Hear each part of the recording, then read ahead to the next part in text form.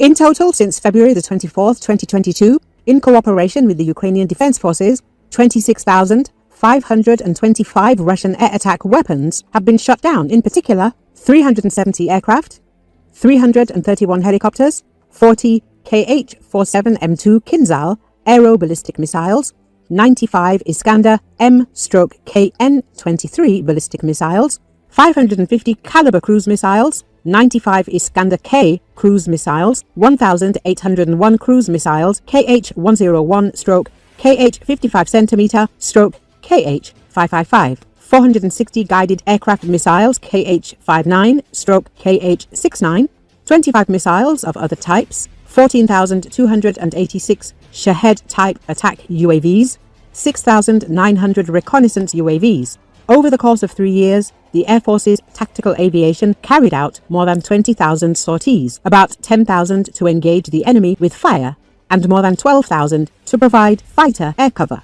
Recently, Ukraine appears to have destroyed the first example of Russia's S-350 Vityaz ground-based air defense system since the start of the Kremlin's full-scale invasion. The S-350 is one of Russia's most advanced surface-to-air missile systems and has only been rarely seen deployed in the conflict. As we discussed in the past, the S-350 system, developed by the Almaz-Antey company, is made up of different mobile components, including the 50P6 TELs and the very similar 50P6T launcher/loader vehicle, as well as the 50N6A passively electronically scanned array radar and the 50K6A command post.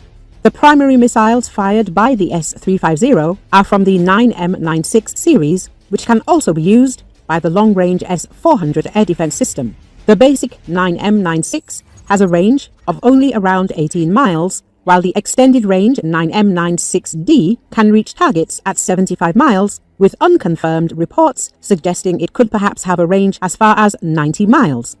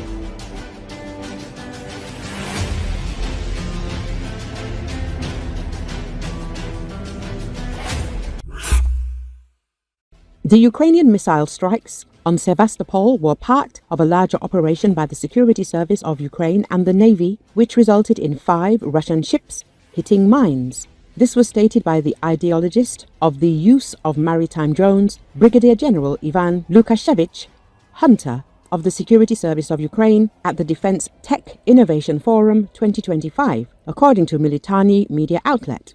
It is noted that Sea Baby maritime drones developed by Security Service of Ukraine specialists mined the sea routes to Sevastopol Bay on the eve of missile strikes, which resulted in some of the ships withdrawn from the bay hitting mines. Together with the Defense Forces, we developed several operations in which my team mined the Sevastopol Bay fairway and the Navy attacked Russian ships with Storm Shadow cruise missiles. You all remember how a large amphibious assault ship and a Kilo-class submarine were destroyed. After that, the rest of the Russian ships rushed to escape to Novorossiysk, but 5 of them did not make it, including 2 missile carriers and the Pavel Derzhavin, which hit mines. After that, they realized what an asymmetric response from Ukraine was. We imposed our war on them. The Russians still managed to deactivate some of our mines and withdraw the remnants of the Russian Black Sea Fleet. Lukashevich said. Brigadier General showed previously unreleased footage of a modified Sea Baby drone carrying 2 bottom mines that can be deployed on the fly. The munitions can be identified as Italian 220 kg MN103 Manta non-contact bottom mines by their distinctive design. Developed in the 1970s, the mine is made in a fiberglass casing, which makes it difficult to find. It is rigged with 130 kilograms of explosives, which are triggered by an acoustic and magnetic sensor system. The depth of the mine on the bottom can vary from 2.5 to 100 meters, which means that it threatens even submarines. At the same time, the delayed activation time can reach 63 days, meaning that ships can sail right over it for 2 months without any problems. Last June, the Wall Street Journal, citing SSU sources, revealed details of an operation in which Sea Baby maritime drones planted more than 15 underwater mines near the Crimean waters on routes used exclusively by Russian warships. After the first use of Sea Baby, the Russians built larger barriers at the entrance to Sevastopol Bay, making it almost impossible for them to penetrate. Therefore, the SSU specialists switched to an alternative tactic, starting to mine the approaches to the bay. According to American journalists, for a month and a half, a specialized SSU team monitored the routes of ships and civilian transport in the Black Sea near the temporarily occupied peninsula before sending Sea Baby to plant 2 mines. On September the 14th, 2023, immediately after a series of missile strikes on the bay using Storm Shadow cruise missiles, the Russian missile ship Samum exploded on one of the mines. After that, about 15 more mines were laid in the Sea Baby over the following weeks. During one of the flights, a Ukrainian drone detected by 3 Raptor-class patrol boats opened fire with a grenade launcher, hitting the enemy boat, journalists wrote, citing a conversation with Ivan Lukashevich. And on October the 11th, the Russian patrol ship Pavel Derzhavin punctured its side while entering Sevastopol Bay when it was going to the port for maintenance. On October the 13th, the ship was redirected to another port for repairs, but while leaving Sevastopol Bay, it again hit a mine. A large tugboat was sent to rescue it, but it also hit a mine and had to be towed back to port.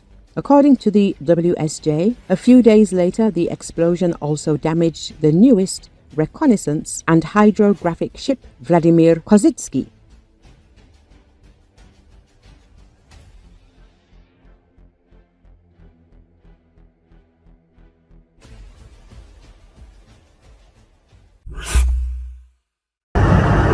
A soldier of the occupying Russian army has demonstrated military equipment destroyed by Ukrainian drones near the city of Sudza in Russia's Kursk region. Footage circulated on Telegram channels shows destroyed armored combat vehicles and military trucks.